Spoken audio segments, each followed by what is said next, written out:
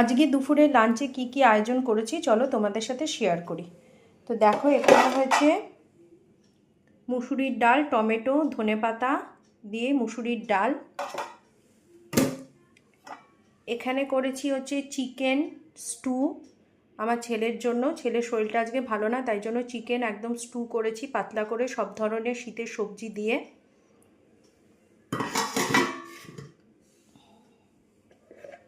এখানে হয়েছে পাবদা মাছ আর হচ্ছে ফ্যাসা মাছ, দু ধরনের মাছই ধনেপাতা দিয়ে, কালো জিরা, কাঁচা লঙ্কা, একটু পেঁয়াজ ফোড়ন দিয়ে করেছি। আর এখানে আলু সিদ্ধ, ডিম সিদ্ধ একসঙ্গে মেখেছি ডাল দিয়ে খাওয়ার জন্য। আর গরম গরম ভাত। এই হচ্ছে আজকে আমার সিম্পল লাঞ্চ মেনু। তোমাদের কেমন লাগলো অবশ্যই জানিও। আর তোমরা কে কী আজকে লাঞ্চে আয়োজন করেছো অবশ্যই আমার সঙ্গে শেয়ার করো। চলো টাটা।